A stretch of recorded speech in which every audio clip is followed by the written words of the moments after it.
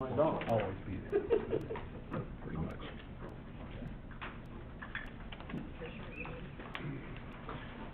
Yes, he explained a bit what I'm talking about there. Okay, if you will, we're going to call this meeting to order. This is Tuesday, May the 4th. This is a regular city council meeting for the Williston City Council. Ms. Latricia, if you will call the roll, I would appreciate it. Mayor Robinson. Here. Council President Jones. Here. Vice President Robinson. Here. Councilmember Cox. Here. Councilmember Hines. Here. Councilmember Ross. Here. City Manager Jackie Gorman, she's absent. City Attorney Greg Coberland. Here. Deputy City Manager C.J. Zamoski. Here. City Clerk Latricia Wright, here. All other staff, here. Here. Thank you for joining us tonight. If you will, please join us at this time, stand and with pledge allegiance and a prayer by the mayor. Let's pray. Dear wise and loving Father, first let me say thank you on behalf of all who are gathered here today. Thank you for your many and abundant blessings. Help this council to act with character and conviction, and help them to listen with understanding and goodwill. Help them to speak with charity and restraint. Lord, come and let your wisdom fall upon us as we gather for this meeting. Give us clarity so that we can effectively tackle each part of today's agenda. Lord God, thank you for the courageous men and women who have chosen such difficult and dangerous jobs, police, fire, EMT, and others. Thank you for their sacrifices and service. Thank you for their hard work and training and preparation. Help them to feel the respect and gratitude of their communities. Thank you for the men and women of our military, wherever they might be, who have stepped up to serve and protect our country. May they know the blessing of serving well. Let them feel your comforting presence so that they can carry out their work with strength and courage and fight fear or discouragement. In Jesus' name we pray. Amen. Amen. I pledge allegiance to the flag of the United States of America and to the republic for which it stands, one nation, under God, indivisible, with liberty and justice for all.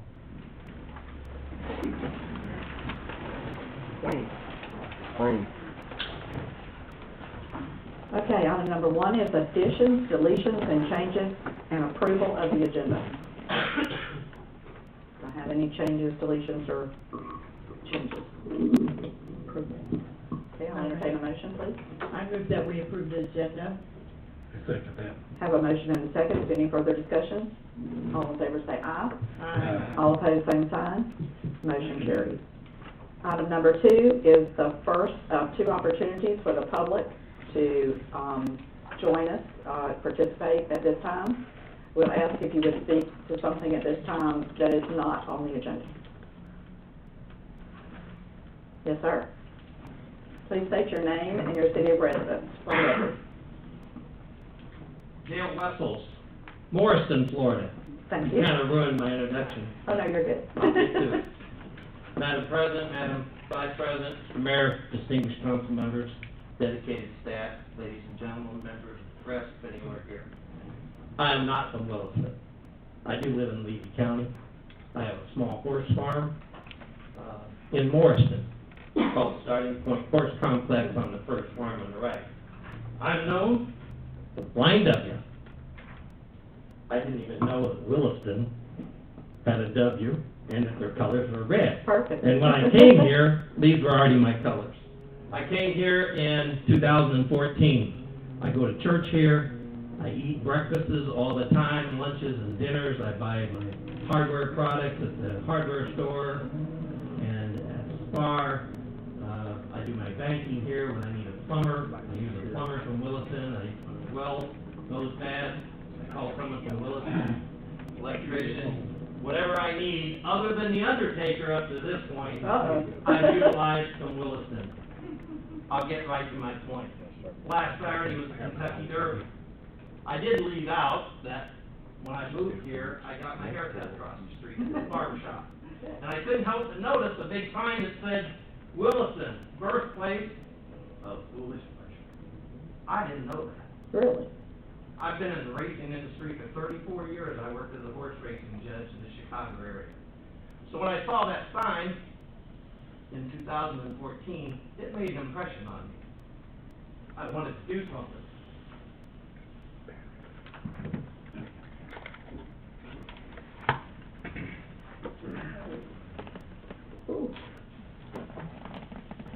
It's beautiful. Well, this is the new foolish pleasure.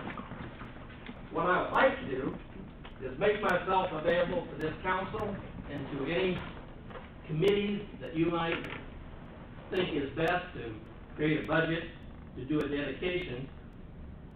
Foolish Pleasure's birthday, his 50th birthday, is coming up next March 23rd. I can't think of a better way to place him back in his home. I think he can be painted either, I started to say he's the wrong color. well, he's kind of naked. He's like me, He is. he's underdressed for the occasion. He's primered, right? But yes, Got but it. I can envision him either painted as bronze or in the likeness of Foolish Pleasure. I think a committee should decide that. I shouldn't decide it. But I'd like to make him available. You can put him wherever you'd like. I think you should consider these ideas, allow me the opportunity to work with the committee, and we'll continue to come to this council and get approval, and hopefully to have a dedication of this ceremony next March 23rd to recognize your former and current distinguished citizen of Williston. I think you'll look great out there. It would. I think he's gorgeous. Thank you. I would I was think. hoping I would get the same compliment, but I understand. Right. Okay, so you're gorgeous, so you have on an Thank orange you. shirt that matches. Beautiful. Okay, so I think that the CRA may be the best advisory board to steer them toward. Yes, Mr. Wessels called me on Friday, and I wasn't sure whether he specifically wanted it to be in front of City Hall, if that was possible. The CRA would be more in charge of Heritage Park or the corner right in front of City Hall. So it's up to you. If you want it to be right in front here, then it would probably be more your decision Excuse me. as City Council. Right, I think that would be something for the committee to decide. I believe there may be a picture in your packet of something that I have seen in Kentucky, not that I think Kentucky does anything any better than we do, but that's kind of the vision that I have. And he can look like that anywhere we want to put him. Right, wonderful. Thank you for your time. I hope to hear back from you. I know that you have my contact information, and I'm just very hopeful that we can get a go on this and really have a great celebration and get back to doing the things that we like to do. Wonderful. And that's to serve our community. Thank you, Mr. Wilson. We appreciate it. Anyone else? Ms. Appling, are you going this time, or? All right, anyone else from the public have anything to add at this time? Okay, then we're going to move on to item number 3, with a proclamation by the mayor recognizing May 2nd through the 8th as Municipal Clerks Week.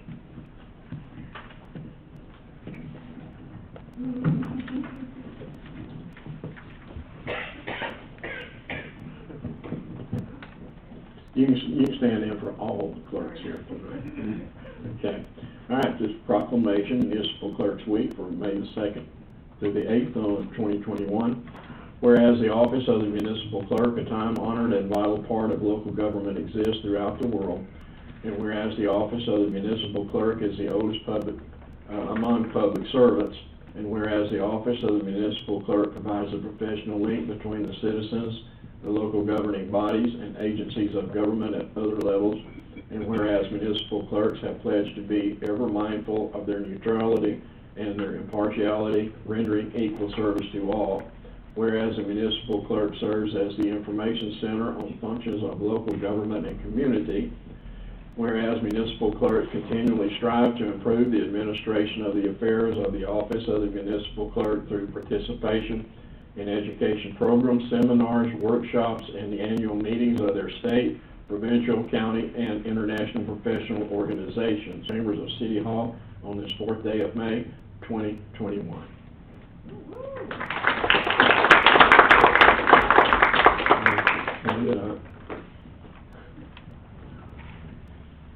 Good.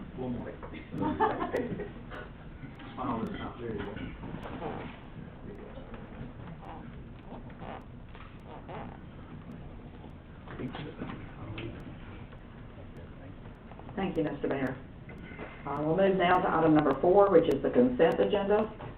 On the consent agenda, you have the council minutes of April 20th, Resolution 2021-22, which is in regard to the 4th of July, or the 3rd of July celebration. Resolution 2021-25, a resolution regarding the mayor's extension of the state emergency arising from COVID-19. Question. Yeah. Since the governor just signed this, yesterday or day before yesterday, do we have to continue with this, I have the same question. with this thing? Have any opinion on that, Mr. Coberline? The actual executive order wasn't posted until yesterday, Right. and it relates to some other instruments, for example, the recently enacted Senate bill. So we have not had an opportunity to digest that, and also the Municipal Attorneys Association, I believe they came out with a digest late yesterday or today, I can't recall. And so I would encourage you to enact it this time, and then 2 weeks from now, I'll have better analysis. I think this one takes it through June 24th, I believe it is. But we can always. Yes, that's what I mean, in 2 weeks, we can always recall it if we need to. Okay, so, anything else on the consent agenda? If not, I'll entertain a motion for approval. I move that we approve the consent agenda. Second. Have a motion and seconds. Any further discussion? All in favor say aye. Aye. All opposed, same sign. Item number 5 is old business, and we'll start this time with the staff, board, and council updates. Ms. Gorman is not here, so we will default absolutely to the deputy city manager, Mr. C.J. Slamovsky, who has got something for us, I'm sure. In reviewing the waste pro, Turn it on. in reviewing the waste pro contract, Yes, sir. we noticed that the liquidated damages clause was not in the contract. So we asked Mr. Coberland to go and add that. Skip is aware of that, so we should have that contract by next meeting, May 18th meeting, for approval. Perfect. The electric RFP, we had continued under contract with Jerry Warren and Associates to review our invoices from Duke Energy and FMPA. And at this point, we've had 3 consecutive bills that he has looked at, no issues with those. So at this time, we're going to terminate the agreement with him. And then, you know, we can always ask him to review them should we see a problem with It's that. good news that he didn't find anything or significant. Yes, that's all I have at this time. Perfect. Okay, I'll start with Mr. Ross. Do you have anything? No, ma'am. Ms. Hines? Mr. Mayor? Ms. Robinson? No, ma'am. Mr. Cox? No, ma'am. Shall we wait till the department heads at the end? Yes. Okay, so we'll move on to new business. Item number 6A is discussion and possible action approving a proposed preliminary plat for Williston Corners. And that's going to be presented by City Planner Laura Jones. Thank you. Williston Corners preliminary plat, we're talking about the property that the Popeyes is on, where the old high school was. The project is located between State Road 27 and Southwest 1st Avenue to the north and south, and Southwest 6th Street and Southwest 3rd Street to the west and east. The entire project is 11.54 acres. Williston Shopping Center Partners LLC is the owner, and Andrew Carswell of Mills Engineering is the agent, and he is here today if you have any questions to address. There will not be off-site roadway. Oh wait, I'm sorry. Williston Corners consists of 4 lots, lots 1 through 4. Zoning is commercial intensive, that's C2. All easements have been put in place in the plat to accommodate electric, sewer, and water. Southwest 1st Avenue that borders the parcel on the south side will remain private. There will not be off-site roadway or public improvements. No sites or roadways are proposed to be dedicated to the public. The access drives proposed will remain private, and no developers agreement will be required. The final plat will follow when all the lots are sold by the developer. So far, he's sold 3 out of the 4. The legal review has been complete, and the Planning and Zoning Commission has recommended the City Council approve the preliminary plat. Okay. I have put the plat in its largest form in front of you in case you couldn't see it that well on your emails or in your printed packet. I will just add that I believe it's not State Road 27, it's US 27 or State Road 500. Okay. Yeah, and I think in some of the, even on his application, I believe he called it southeast instead of southwest. Okay. I picked that up as well, which is way past the application process. But I did find that didn't meet up with it there. So, most of the questions that I had regarding this plat have been answered for me by the utility department or the planning department. I don't know if anyone else on this council has questions regarding this. Just a dumb question. Southwest First Avenue, the public will be able to use that, right? Yes, sir. Even though it's private? Yes, sir. Okay. That was one of my questions as well. Thank you for making that public for everybody. Let's see, one of the other questions that I had, I think all my questions have been answered, so I'm good. I will say, though, we had a surprising development late this afternoon in the fact that we were looking at the name of what they were calling it.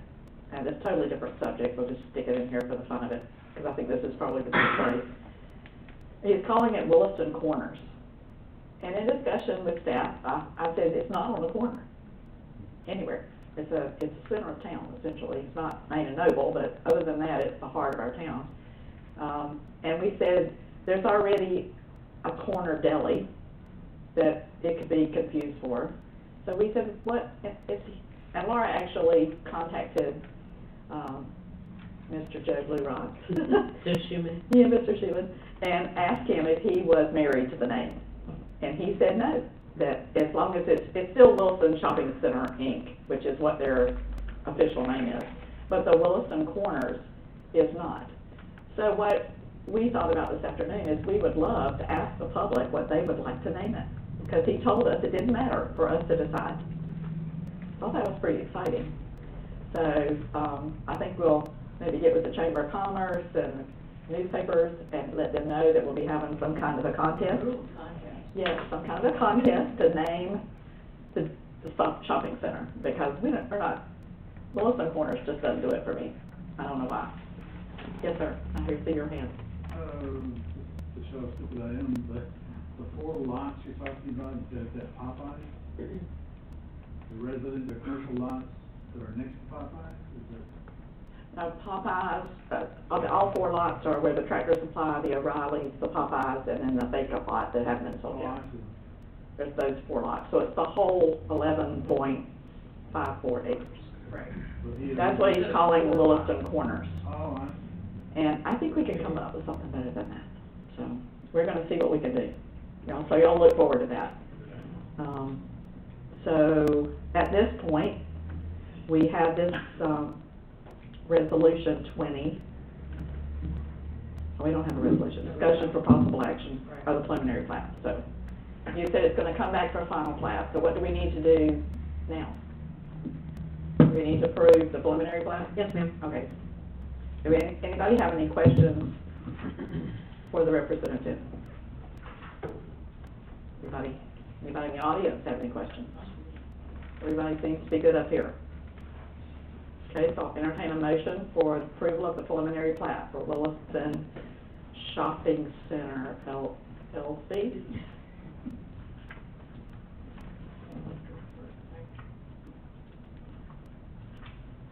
I make a motion that we approve the proposed preliminary plat for Williston Shopping Center, Inc., LLC. Thank you, Mr. Cox. Second. I have a motion and a second. Any further discussion by anyone? All in favor say aye. All opposed, same sign. Motion carries.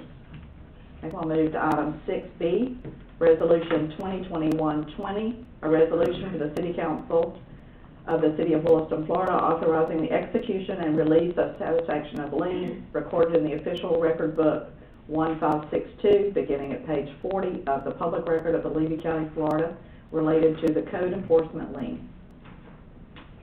Ms. Jones. Yes, ma'am. The code enforcement CV 20-08 was the Barrett Robinson property. Code enforcement began in 2020, and a lien was placed on the property January 15th, 2020. The property was sold to Caliber Trust. It was Barrett Robinson. It had two owners, and Caliber Trust bought it, the entire property from both owners. And they brought the property into compliance on March 31st, and they paid the lien in full. So we are requesting a release of lien so they can go ahead and do what they want with their property. You'll see the resolution is attached. Entertain a motion for the resolution?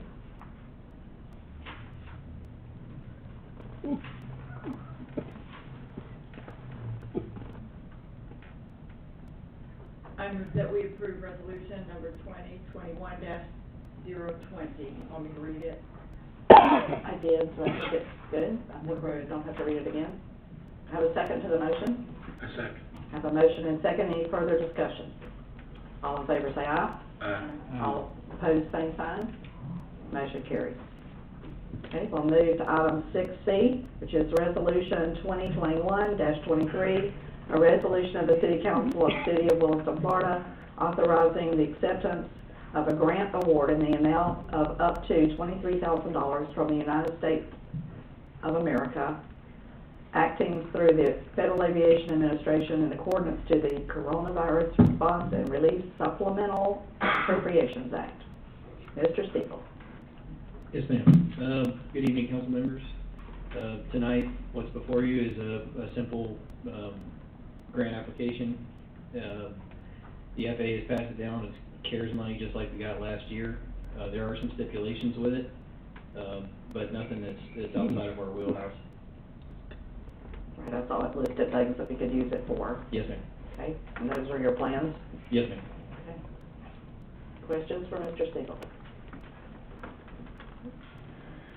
Do you have any particular idea now what you're gonna use that for? Yes, sir. Most of it is going to be used for just reimbursing us for moving the fence.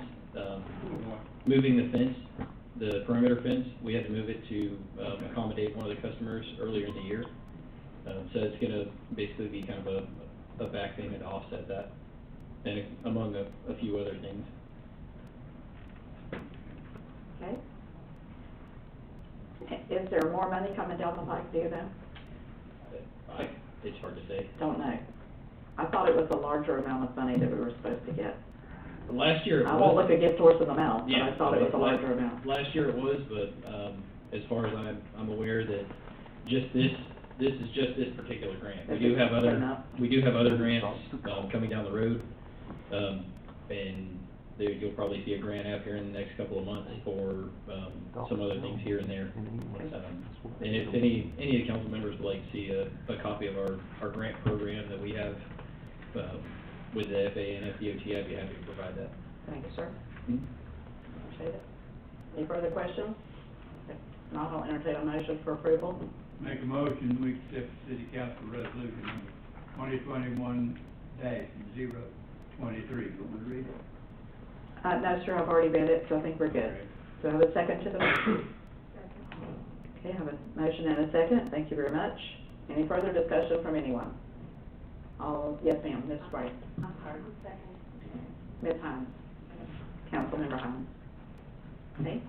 All in favor of the motion, say aye. Aye. All opposed, same sign. Motion carries. Okay, thank you, Mr. Steele. Item number 6D, ordinance 690, an ordinance of the City of Williston, Florida, Chapter 2, Administration, Article 6, Finances, removing language in Section 2-232, collection of expenses, and replacing with new language for collection of fees for all past due accounts of all types, providing a codification and providing for an effective date. Ms. Gorman's not here, so who's handling this?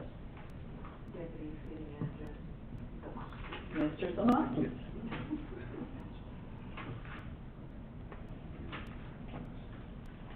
It is in our packet, it's on page 94. Yeah, it's pretty bad. We're breezing right through it here.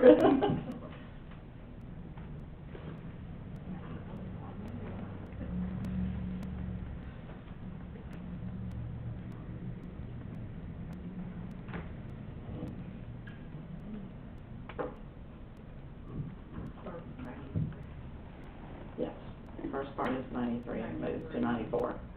Yeah.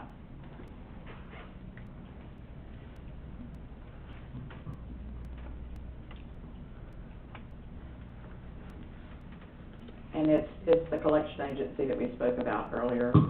Yes, and this allows for the 15% to be collected above what the original collection amount is, so it does not come out of the amount that is due.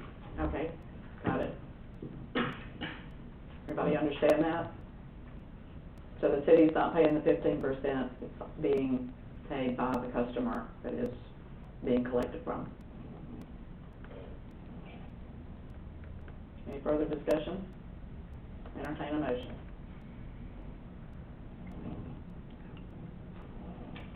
I make a motion, we adopt ordinance number 690. Okay. Have a second to the motion? Second. Have a motion and a second. Any discussion from anyone? All in favor of the motion say aye. Aye. All opposed, same sign. Motion carries. Thank you very much. Item 6E is a special exception, SE 2021-01, an application, I'm not going to murder this, from Rahi One Property LLC requesting a special exception to allow alcohol sales package store in a commercial intensive C2 district. Ms. Jones. Yes, ma'am, we have special exception SE 2021-01.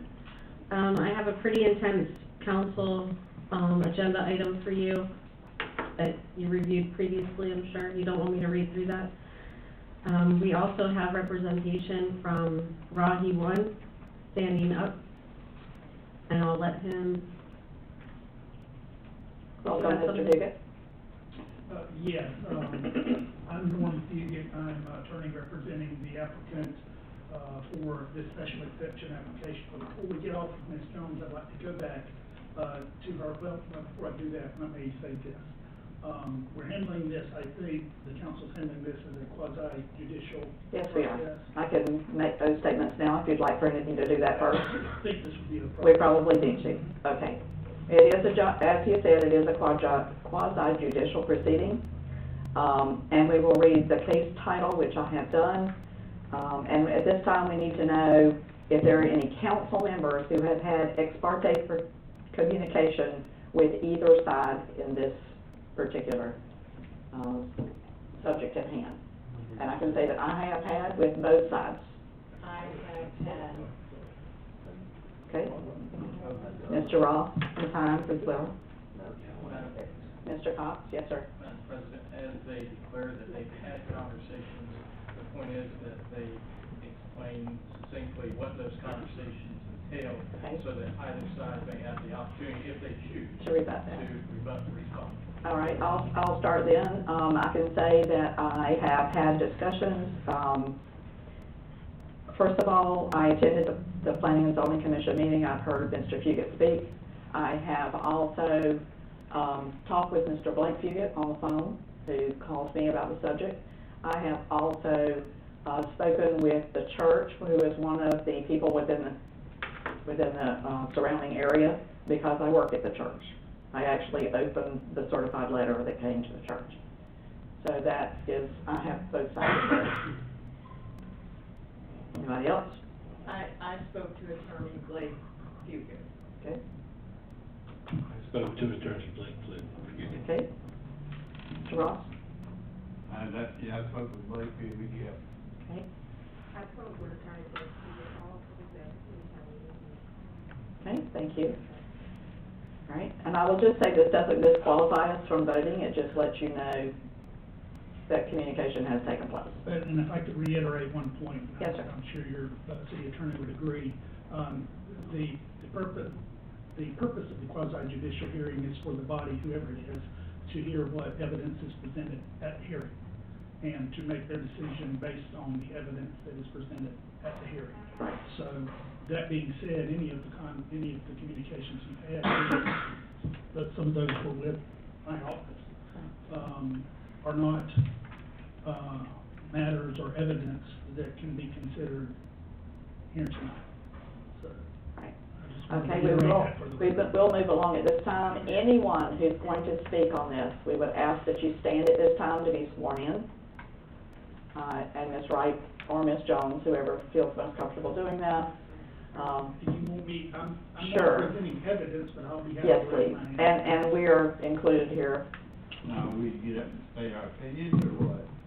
We'll say it from sitting here. Not yet, not yet. But right now, we see people who want to chime in. If you think you're going to chime in at all, please stand up. Okay, continue, Ms. Jones.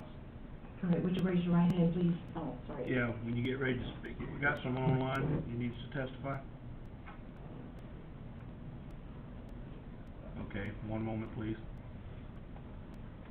Do you swear or affirm that the testimony you're about to give today is the truth, the whole truth, and nothing but the truth? Thank you. Thank you. Also, we will say that the clerk is the person who will take charge of any evidence that we do have for tonight, as Mr. Fugit has said. And the first thing we're going to hear is the staff's opening statement regarding Just speak up when you need to speak. the special exception. I'm just gonna read the summary of my, Okay. council Be fine. item.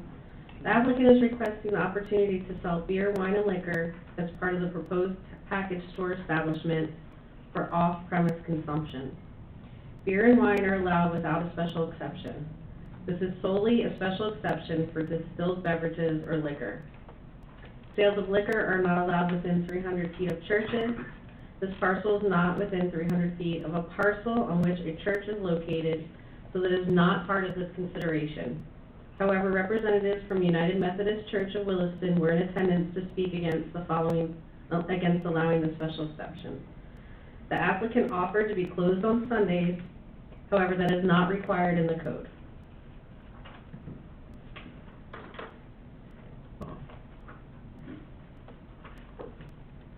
Okay.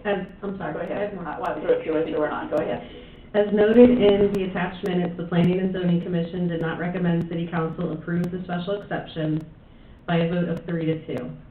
Reasons given did not reflect issues with the code, but instead opinions on the type of establishment proposed. Planning and Zoning Commission does not recommend approval for sales of alcohol for off-premise consumption in the downtown district. And then City Council has lots of attachments that they had to review. So if you have any questions about your attachments or about anything else, I'm here. Okay. At this time, we will call witnesses, anyone who wants to testify or make statements. And they can be cross-examined by the other side if they would like to do that at a later date. We've done the ex parte communication. I also need to read another statement into the record, that this is out of a procedure for quasi-judicial proceedings that we, the city, have actually adopted. And part of that is that it says this is not a popularity contest. I believe that Ms. Jones mentioned that earlier. It doesn't make a difference who has the most people or the most supporters at the hearing. It is the quality, persuasiveness, and relevance of the testimony and the credibility of the witnesses presented to the board, and which become a part of the record of the proceedings that will make this case. Okay, so at this time, we will begin with the applicant, if you would like to make an opening statement. Before I do that, I would like to ask, so you've already heard from Ms. Jones, and you mentioned cross-examination. I have a few questions for Ms. Jones. Okay. Would that be the time for that, or? Let's make your opening statement first, and then you can ask her questions. Okay, so I don't have much in the way of the opening That's statement. good. You have it in your package. Right. You have the application in your package. The yes or no that this body will make as to this application is based on simply the criteria that applies to a special exception within the city of Williston. That criteria, I believe, is listed in your packet, and that's the extent of it. So I will reiterate to some degree the statement: this is not a popularity contest, and it is not a decision to be made based on statements that are made that are not evidence. And I may very well, during the course of this, object. I don't mean to be offensive to anybody, I don't want to cut anybody off, but at some point I may object to statements that are made as not being either proper evidence, or not relevant to the criteria that council is to be making their decision. Okay. That is it, and I will reserve some time in terms of my comments about the application to respond to any questions that the council may have. More towards the end, I think, would be appropriate. And while we're proceeding, you may want to look at page 98 in your packet, which has a list of considerations regarding the general compatibility to adjacent properties, which I think are important. All of the things the staff has considered and that were in the staff report, which is in our packet. Just want to make, that's where you can find those. At this time, if you'd like to ask Ms. Jones questions, that would be fine. Okay, so Ms. Jones, there was a packet that was provided, I think, from your department with the planning and zoning presentation. Does the council have that packet as a part of what they have tonight? The packet they have is similar, but it's been updated. Okay, so I want to ask you about that packet and then some things you said at the planning commission.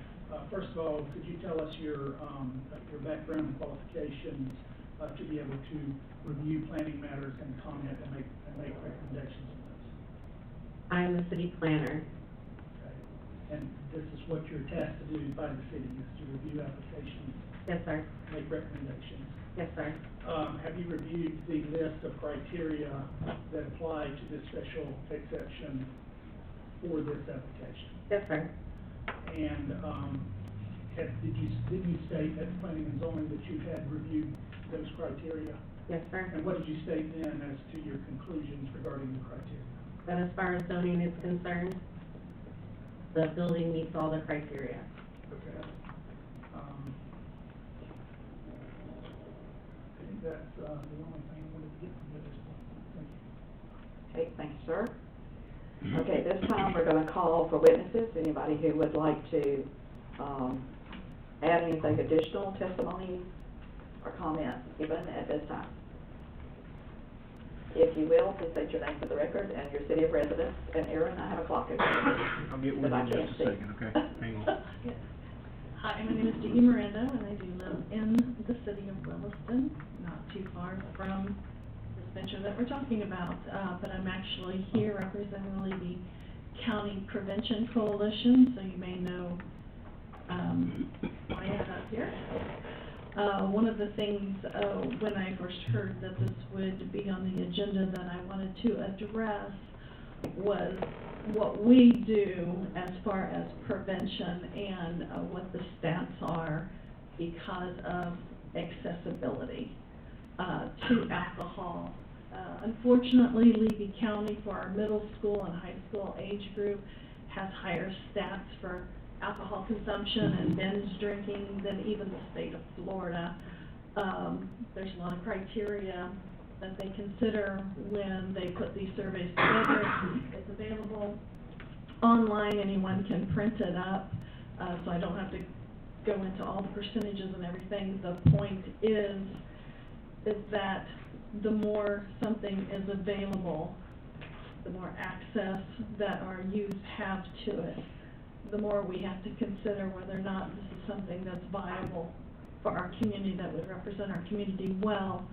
At our Prevention Coalition, we have many strategies that we use, 4 of them that are directly related to alcohol use, things that we try to do to provide a place for kids to go. We do the Friday night lives for the football games and do things with food and non-alcoholic beverages to have so kids can hang out together and not have to worry about alcohol. We have No One's House because unfortunately the stats for parents allowing alcohol during parties with unaged children are not where they should be.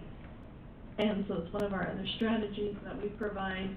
I've also been part of our Know the Law classes, and believe me that our young people do not know the law. And the stories I've heard, and I know, you know, everybody has feelings and opinions, but I have personally heard children talk about how they get alcohol and what they do to get it and who they approach. And there's nothing that a $20 bill for a $5 bottle of alcohol and you keep the change that doesn't deter a 21-year-old from buying it for an underage person, because nobody ever thinks they'll get caught. So I do have a concern, just as being part of a prevention coalition, with having a packaged liquor store, with the accessibility, with the fact that it is in the center of town, that I can't go to Heritage Park and enjoy the view, look around town, and there I will see the packaged liquor store. I was also concerned about the daycare that's across the street from it, that I know hasn't been mentioned, so I don't even know if that's an issue. The Crayola Moments there is a daycare that is a little bit closer than the church is to the property that we are talking about. So I don't know on that, but just based on the strategies and preventions that we have in place for our community and trying to help our youth abstain from alcohol usage, and knowing that the stats already are not good in our county, I would just be opposed basically to it, just the accessibility that it would provide for our youth here.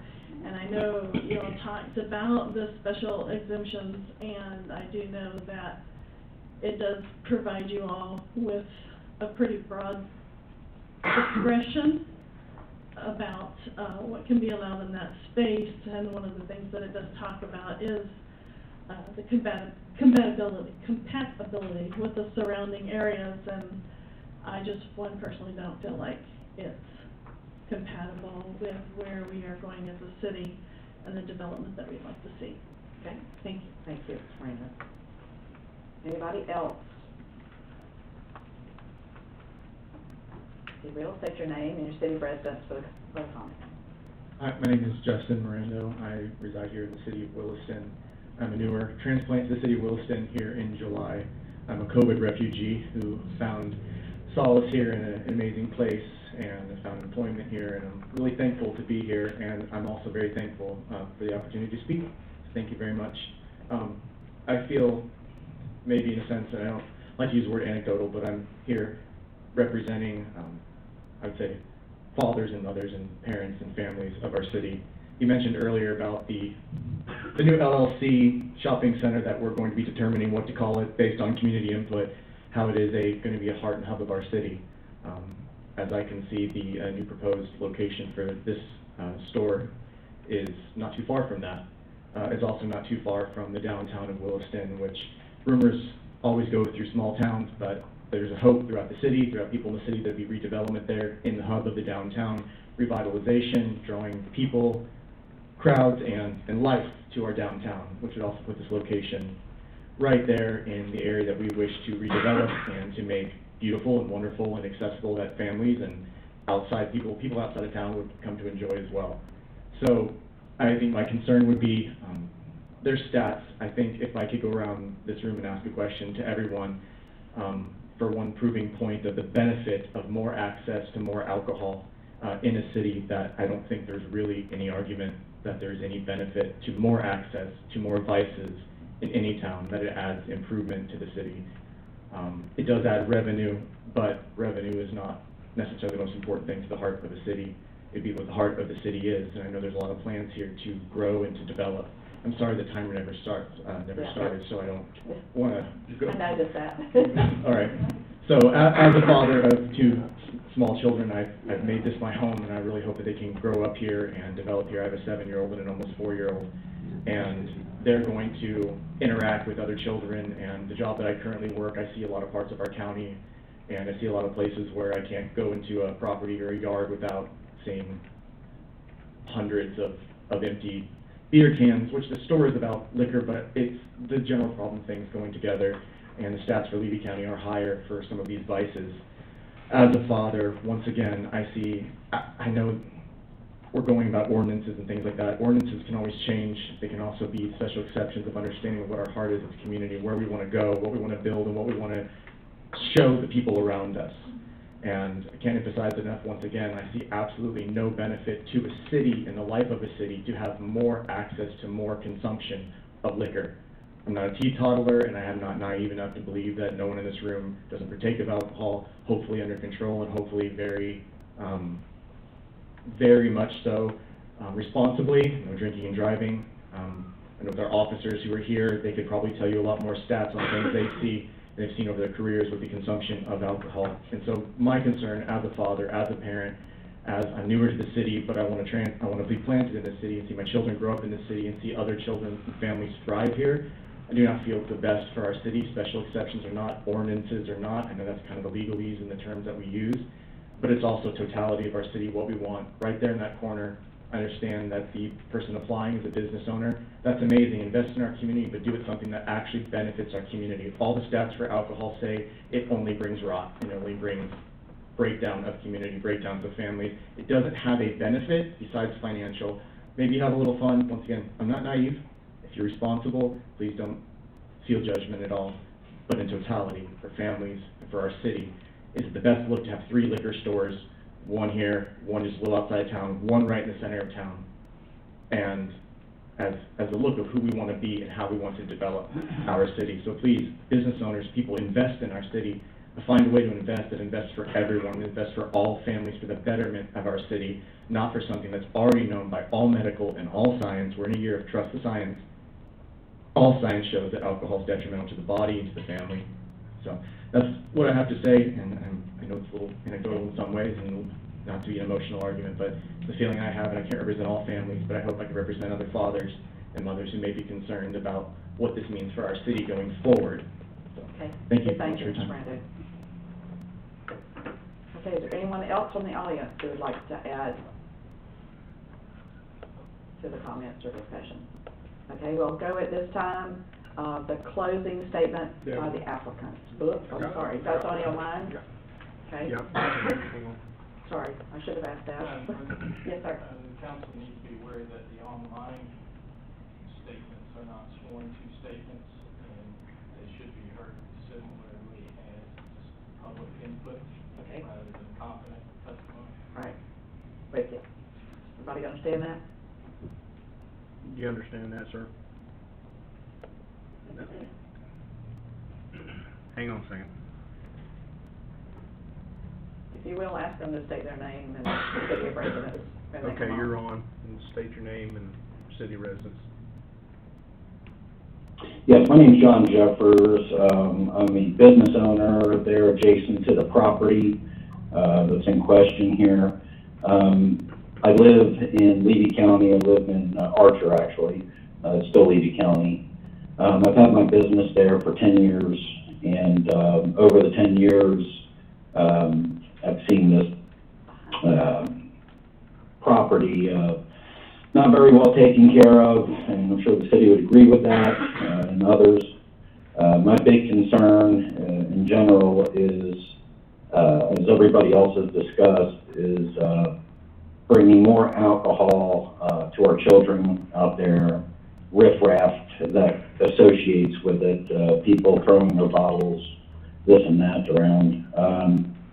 My other concern is I believe that the owner also owns BP gas station right outside of town, and with that, I've checked in with the Levy County Sheriff's Department, and there has been just lots of issues that really concern me as a business owner so close to something like this, and as far as shootings, as far as theft, as far as people being robbed at gunpoint, and all this has taken place through 2009, 2020, 2021, and I just don't want that kind of issues around my business, and I'm sure any other business owner in the area as well doesn't want that.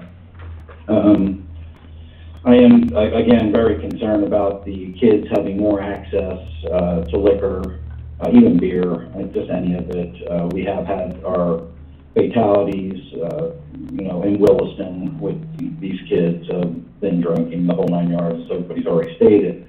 And I'm asking the city not to approve this based off these types of issues.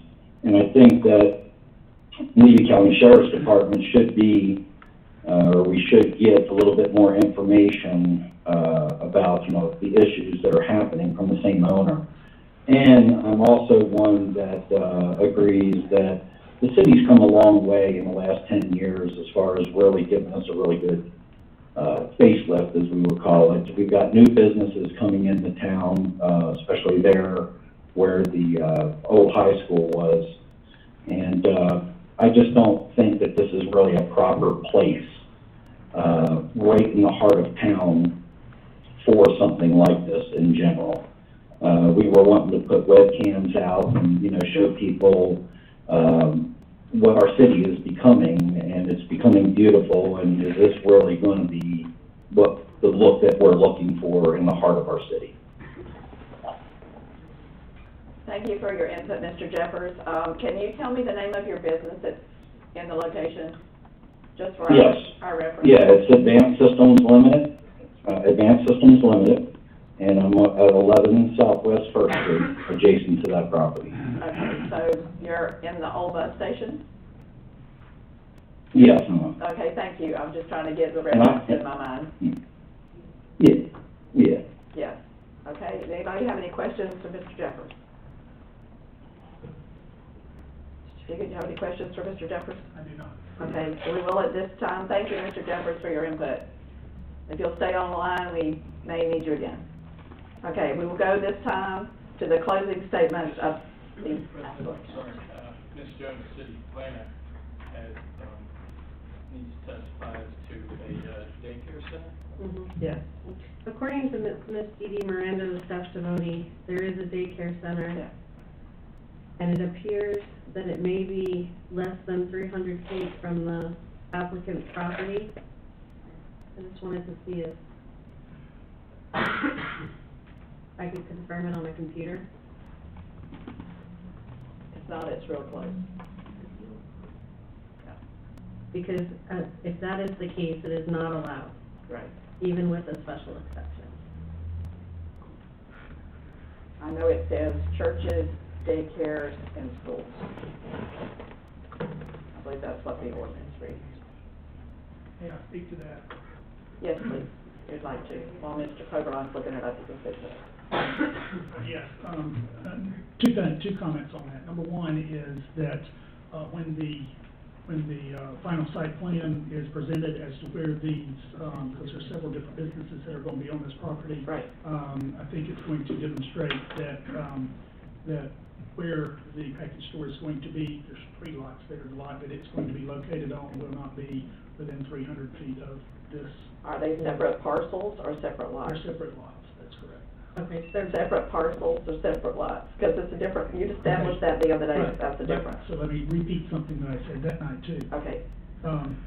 The distance factor that we're bringing in is not a criteria on the list for a special exception. That it is And it's not even allowable if it's within the distance. So you're right, it's not. That's correct. Right. And so for the purpose of this special exception, you're not telling them that you're not nothing on that criteria list takes into account the measurement of 300 foot from anything. He's right. So that's a decision made by staff in the office. And where that comes into play, and I'll repeat this again as I did the other day, where that comes into play is when any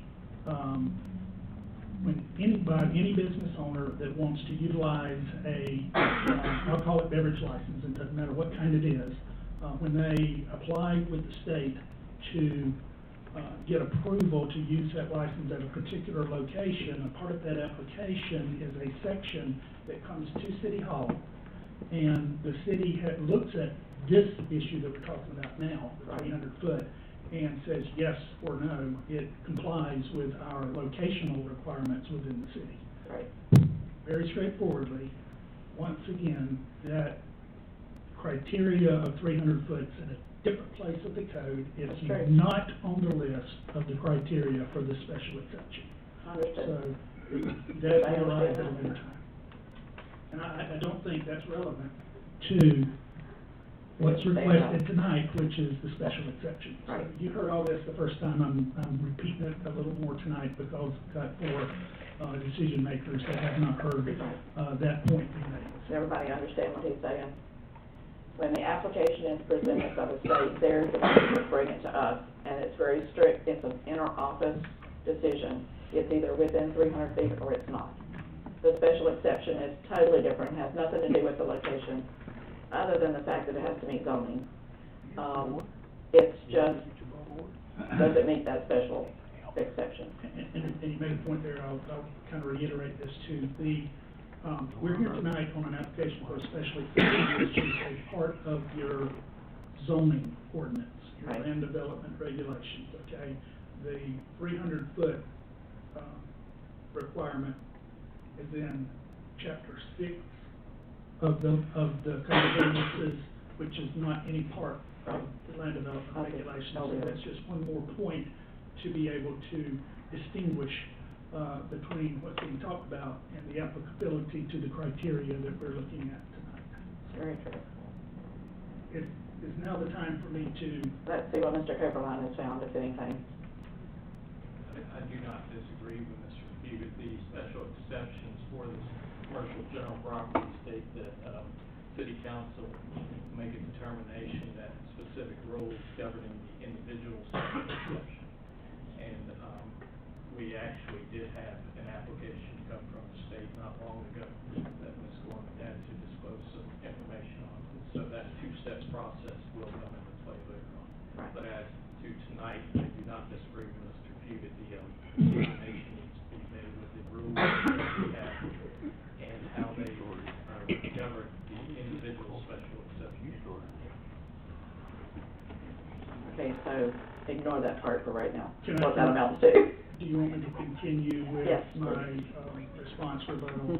So Yes. we heard from two witnesses and another public comment that raised issues. I'm not going to ask that those comments be stricken. I mean, I guess I could ask that they be excluded from testimony. I'm not really going to do that. I'm just going to say, and you all heard what they said.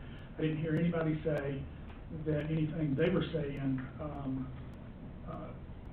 related to the criteria for tonight. I did hear some good points be made from the standpoint of other concepts that might be involved, not that. And the one thing I did want to just observe is there was a statement made about a BP station and some things that had happened on that. That is apples and oranges, and I'll say it this way. If we didn't allow a liquor store within 300 foot of the police department, then we wouldn't even be here today. So I say that to say that this location is next block over to the police station. I doubt you're going to see those kind of activities at this location with that proximity. So that's the point I want to make on that. Okay.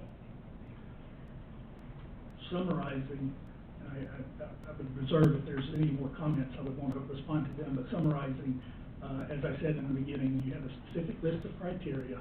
You've only heard one bit of testimony tonight as to whether those criteria were met or not, and that was from your city planner, and she testified that yes, those criteria are met. But that's all you have to go on. I think you're required to grant the special exception tonight. Thank you. Okay. Ms. Latricia, can you swear in this young man right here, because he did not stand the first time around? If you will, stand up, Mr. Penny. Thank you very much. Raise your right hand. Anybody else? Okay. Do you swear or affirm that the testimony you're about to give tonight is the truth, the whole truth, and nothing but the truth? Thank you. Okay, state your name and your city of residence for the. I'm Joel Penny, I live 43 Northwest 4th Street. I was in the meeting, I guess last week. I know that on the land development and everything, that the church has a parking lot. It is this. Nope, not under consideration at this time. Well, I know it's not, but when it was discussed, he was talking about moving the store in the middle of the property, so it wouldn't face that 300 feet. And with him just stating that he's gonna move the store to the far corner, I didn't hear anybody say that. And, he was talking about moving it. well, it has nothing to do with. That's why he the wants to adjacent meeting it tonight. into 3 lots. And, Remember at the meeting, it was a matter of Right. lots versus parcels. right, and it was only 306 feet from the church that's right here on the corner downtown. So if he does move that to the corner, that is less than. Yes, there's another church that's right down here. So in I just wanted y'all to be aware of all that. So if it does get moved, that just puts it out. You have additional comments? If you do.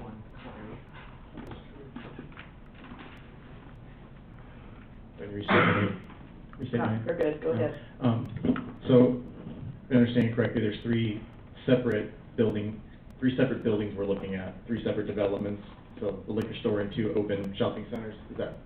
Or This particular lot has, they're talking about building 2 units. 2 units? And Okay. there must be 3 lots, is what I'm hearing from the attorney. So decide which lots to use. My only question just would be, once again, then as with the one, with the liquor store, just for the consideration of what would be going into the other store next to it. As we approve these things, and just to make it really short, it limits, I feel that it would limit what other kind of business could come into town versus the kind of business that would like to be next to the liquor store. Yes, it's very close to the police station, but still close to a liquor store. Feels like it limits, I don't think I'd open up a kid's frozen yogurt store right next to the liquor store. Just in the consideration as we look, once again, at special exceptions, Mr. Fugit made that very clear, that's what we're looking at, is criteria to the law, to the exceptions, if they're meeting criteria or not meeting criteria. But then it's also limits what could become right next to the liquor store based on those other criteria as well. It couldn't be used for, or would not be preferable to be used for other types of businesses that may be beneficial to our community because of the understanding of being next to a liquor store, and the stigmas that go along with that.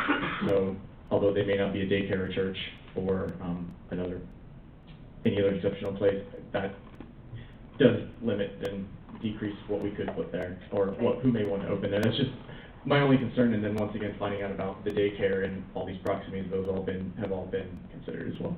Thank you, appreciate it. Anything else? We need to allow the applicant's counsel an opportunity if we wish to ask questions of the 2 additional speakers, or if they'd like to, in the closing of the vote. Okay. Mr. Fugit, have any cross-examination or any additional comment? I don't, I spoke to that, I don't think that they, really, approached, the criteria or said anything that's really relevant to the criteria that was, I'm not going to, cross-examine them. And just a minute ago, I intended that to be my closing statement, so take that as that, and thank you. Okay.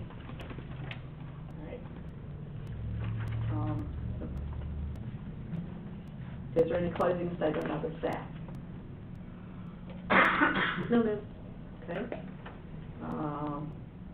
At this time, we will have discussion of the evidence presented as it applies to the requirements of the ordinance and the applicable law. I would just comment by making a statement that this is a commercial intensive zoning. That's as high a zoning in commercial that you can get in Williston. The only thing higher, I believe, is industrial. That's correct, okay.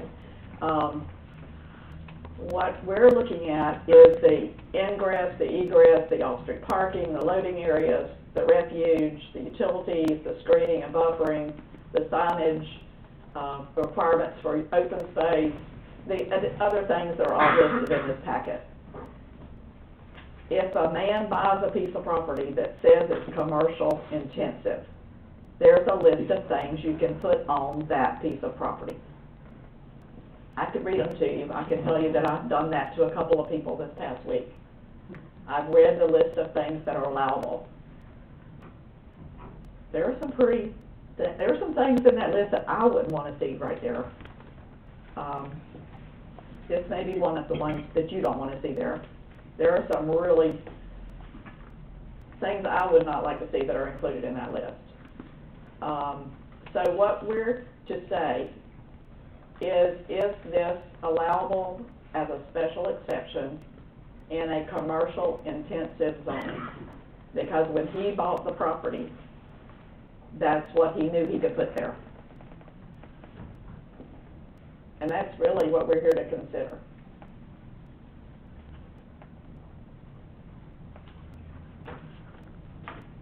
And I'm obviously torn by the emotional part of it. But I won't say I'm a planning person, but as someone who served on as a president of a regional planning council and somebody who served multiple times on our city planning and zoning board, I see that as the only issue, is does he have the right to use a commercial intensive property for what he's asking us to do?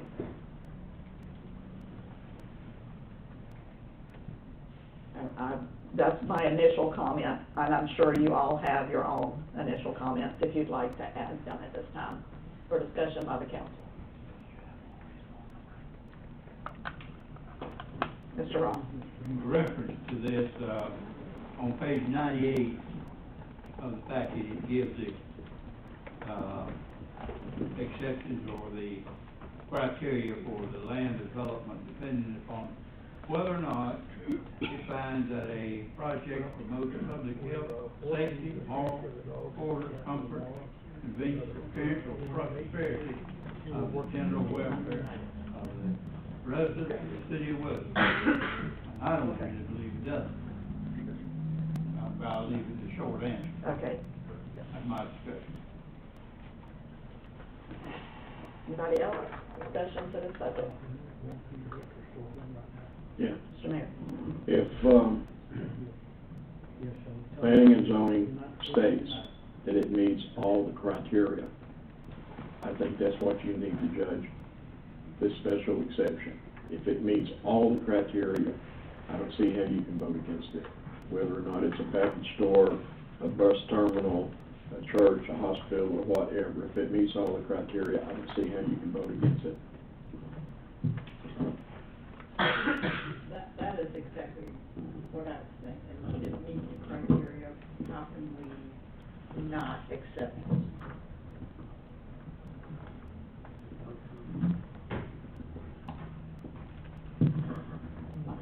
I look at an individual who's putting money into our community by buildings that are going to resemble, I would like to see it resemble what we have planned for downtown, what are City Hall, stores that are going to be built to code.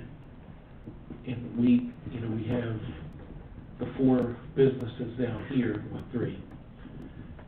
We have all new buildings. And although people might not like the liquor store, it's going to dress up our community. It's going to give other businesses opportunities to move in to areas that maybe are more affordable than other buildings. So, that's kind of what I look at it as. I see Walgreens sells beer and wine. Right next door to us, which is right across the street, which is right within range of that same package store. Shogun sells beer next door to the Methodist Church, across the street from the daycare center. How can we go against this? And what we have to remember is this is not on-premises consumption, this is off-premises. It's a store. Correct. Where you take it from there, wherever you're going with it. And I have faith in our police department that they will police it to death.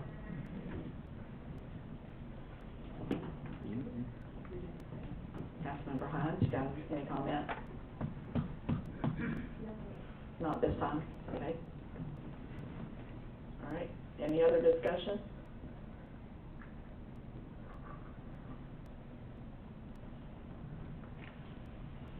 I will just add that a couple of things that make me feel better about it that you may not be aware of. I will say that the gentleman that is planning to do this, he also owns the top of the hill where the old motel used to be. He's working on a motel for that property. He also owns the subway. He is someone who is in our community already. And I believe he's been a good tenant of the city of Williston. And that makes a difference to me than someone who just walks in cold turkey. It's his family. His family, yes, his family owns it, Not sure. actually. Absolutely. I'm sure it's a trust or something, or a group of people, an LLC or something. But that means a lot to me. The fact that he's here already, that he's been a good steward of those properties.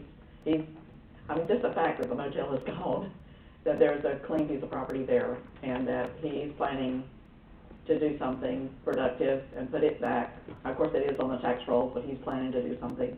The family is planning to do something with that. Makes me feel better about it as well.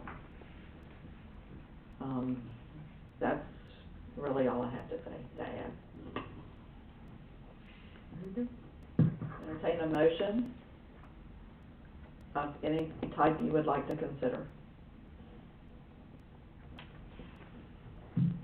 I move that we approve special exemption SC 2021-01. You've read it? You want me to read it again? No, ma'am, you don't have to read it again. Thank you. Okay, I have a motion and I have a second. Councilmember Hines. Any further discussion by the council? All in favor of the motion say aye. Aye. All opposed, same sign. Nay. Motion carries 4-1. Okay, well, thank you very much. We will move at this time to item number 7, which is public participation. This is, There's no chance y'all are gonna reconsider that tonight, is there? no, so you can leave. Thank you for coming. Okay, item number 7 is public participation. This is your second opportunity to add comments. Wait a minute. No, did I skip something? Yes, What did I skip? what you put on the agenda. Oh, yes, I did. I'm so sorry. I had circled it already. I'm getting ahead of myself. Discussion with possible action. Who's supposed to sign council payroll action forms or personnel action forms? I can tell you that a personnel action form for the city council races was presented to me. I did not feel comfortable signing that. We have since found out in talking with the city attorney, with the city clerk, and some research that the mayor's done. I have to give him credit for a lot of that. He's been in the ordinance book. We have discovered that it should not be a personnel action form at all. It should be an ordinance. And I know that Mr. Pepperline and his office are working on that, and Ms. Wright has sent him everything I believe that he needs for that. It has to be sent to the state. The state has to acknowledge it and approve it, and then it has to be, the ordinance has to be read twice. So we're still waiting. Yes, sir. Madam President, it's Not quite right? not quite. All right, go ahead. Two separate issues. The charter Has been done. has been done, and it went to the state within the past week. You would still need an ordinance. It's always been the process that an ordinance has to be passed to give the public 2 opportunities to review what the council wants to do with its own self. So you would still have to do an ordinance. We will bring an ordinance back for first reading at the next meeting. Even though we've already done one ordinance, and even though we've had a referendum. That's correct. The ordinance that we already did is the council's form of a petition. For example, if a group of individuals wanted to propose an amendment to the charter, for example, to increase the rates because they can't fill seats or whatever hypothetical you want to insert there, then that petition would go onto the ballot, and a question would be presented. If that ballot question is affirmed, as it was in March, then that petition wouldn't serve anything except having changed the charter. Okay. The ordinance in this case, instead of a petition by the people, the council starts a proposed amendment via ordinance. And that's in chapter 166, and that's no different than a petition. It just changes the charter, and then you're done. I think there's been some confusion with the ballot language that was proposed to the people that went on the ballot. The ballot said that would the people be willing to raise the salary to $500 for the president and mayor and $400 for the council members. The ordinance, which is the law, remember, a ballot can only be 75 words by state law, and so it has to be a brief summary. The ordinance is the same procedure as it has been, and it says that the council may determine the monthly salary of the councilman. The said salary to be set by ordinance, provided, however, the salary of each councilman shall not be more than $400 monthly, and the salary of the president of the city council shall not be more than $500 monthly. Councilmen shall receive their actual necessary expenses and the performance of duties of their offices. The mayor shall receive a monthly salary in the amount determined by the city council, the said salary to be set by ordinance, provided, however, the salary of the mayor shall not be more than $500 monthly. The mayor shall receive his actual necessary expenses and performance of his duties of office. So the procedure has been the same for decades. I think the ballot language has added some confusion, but again, ballot language is no different than when we voted on some constitutional amendments in November. That language we see in the ballot, it's a very short summary of what all this long legislation is. Right. So I think that added some confusion. But I'll go back to the starting point for just a moment. The ordinance 688 was not what changed the South. It simply put something on the ballot. Right. It's now up to the council to say how much, up to a maximum, do you want to do? And then we're gonna have 2 public readings by it, like any other ordinance. Take CJ's item, we were supposed to discuss tonight what you would like to see in that ordinance. We got 3 amounts to consider. The mayor's amount, the president's amount, and the council member's amount. It's anywhere up to the maximum. It could be lower. You know, if you get a really no government type of council in the next few years, and they say we want to lower it down to $1. As ridiculous as that sounds, but you can go anywhere up to those maximums. And the administration would like some input as to what you want for those 3 positions. Okay, so we need to give you direction tonight on the ordinance itself. You will want to give the administration on where you want the mayors, the presidents, and the other city forces and council members, what you would like to be put into that ordinance. It'll be brought back at the next meeting. So did the ballot say up to, or did it say a set salary? I think it was set a set salary. The salary set, the set salary also said it hadn't been changed. Well, that's what I'm good with. Because that's what we presented to the people. I would go with what was Can I presented. pass this? What does it say? It says councilors $400, the mayor and the president $500. Okay. Yes, it doesn't Well, say up to, it said will be increased to. Is what it says, not up to, it says increased to. I'm sure he's got that, but he won't pass that down. I have it, we wrote it. I'm sure he did. I'm sure he did. And we reviewed it. Since we presented that to the people, and that's what the people voted on, that's what I'm good with. I don't know about everybody else. I'm going with what the people voted on. That's the right thing. No question. The ordinance first reading will be at the next, council meeting. The following council meeting, I think, is like June the 8th, something like that. I think. Yeah. June the 8th will be the next council meeting. Now, if it is voted on at that time, would those raises be applicable for the month of June?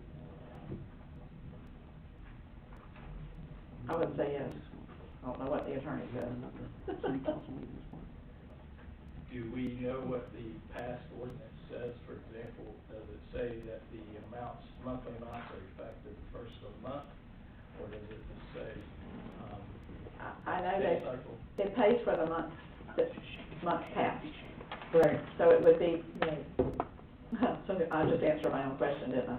Yeah. Let me ask it a different way. So in June, we're paying for May.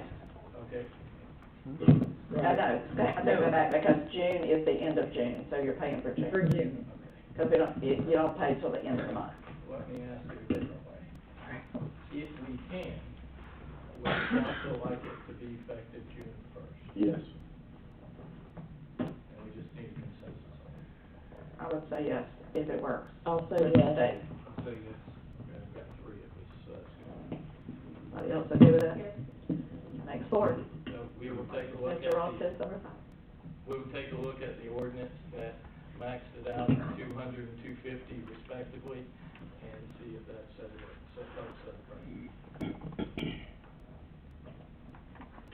right.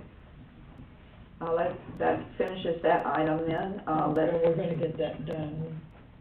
Yeah, go bring it to our next meeting. In May, which would be May 18th. Gotcha. Thank you. Okay. We'll move again to the public participation. This is your second opportunity to make comment or discussion of something that is not on the agenda. No, nobody online? Okay. Ms. Hapley, you're gonna just give us up this time, huh? Okay, if not, we will move then to announcements. And Mr. Ross, do you have anything? No, I do not. Ms. Hines, Mr. Mayor? National Day of Prayer, Thursday, noon, Pavilion, Heritage Park. Also, next week on May the 12th, on Wednesday, they're gonna have the police memorial at the Pavilion at 10 a.m. Okay.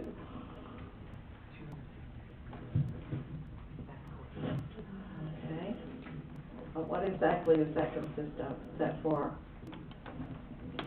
That's where it's, is it officer laws or Week. just everybody? the week of May 15th, is declared National Police Week by President Kennedy, with May the 15th actually being the day.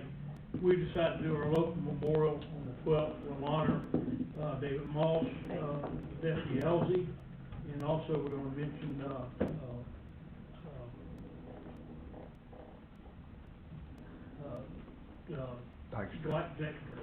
Dexter, Okay.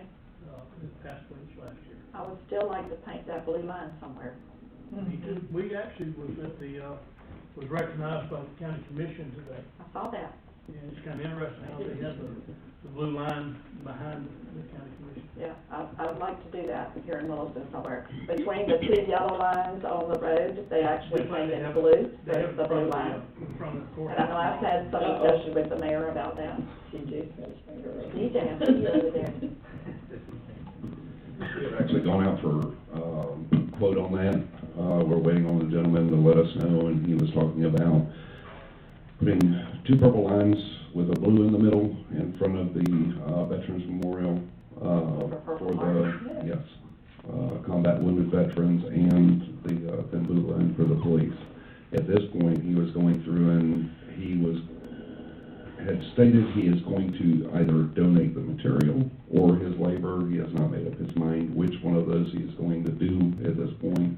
So, we're waiting on a call back from him. As soon as he gets back to us, we'll bring it back to the council. Wonderful. And he's gonna use the right kind of paint that doesn't use asphalt, right? Yes, this is what he does for a living. Perfect. I know, been there, done that. Okay, anything else, Mr. Mayor? National Day of Prayer, music in the park is Friday night. Yes, ma'am, thank you. I'm counting the going here. The car show, police car show, has that been canceled? We had canceled it due to lack of, participation, the heat, and love bugs. Really? Those dang love bugs. Just take it off the A calendar. lot of people with an expensive show car don't want to bring it out in love bug season. I don't bring mine out. I think partly because I'm too lazy to wash it. I've never seen. And the, there's really no shade where we do it, and it's just the heat, it's got so intense, so we've canceled it. Okay, Okay. so we just gonna do it again next year We'll do it at your first normal week, time. first Saturday in March, is when we're gonna do it, which will be, stand by one second.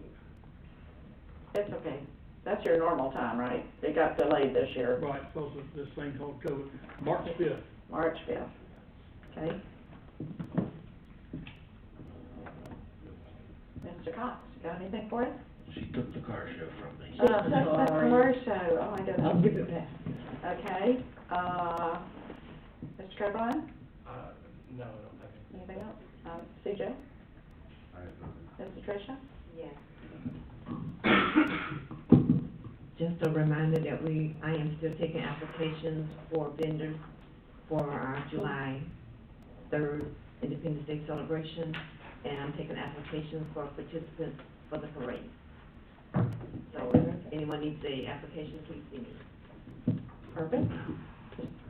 Mr. Siegel, are you departing or you got something to add? Just whenever somebody's done, or whenever. Okay, go ahead. We're to staff. Yesterday, we had we'll say a small incident at the airport. We had a guy come out to effect some repairs on one of our T-hangers, and, as they were opening the door to get in place to weld it, 2 more of the hinges broke on that T-hanger door. Thankfully, nobody was, anywhere near it, there was no equipment near it, nobody got hurt, nothing damaged, other than the door. But at the time I called, our deputy city manager.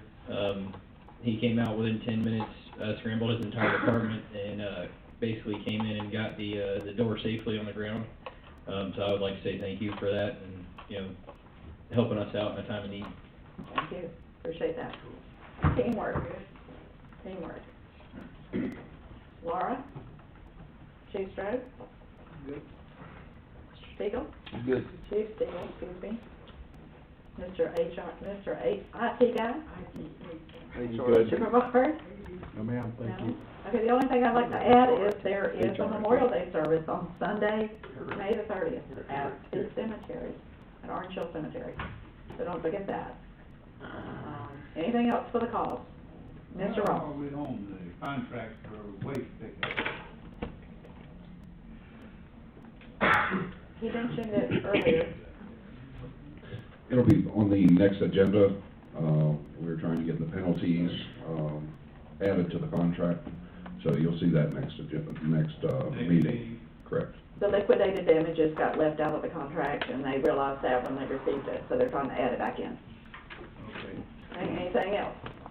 I'll entertain a motion for adjournment. Have a motion and a second. We will adjourn at 7:30 p.m. Thank you all for coming. What's that?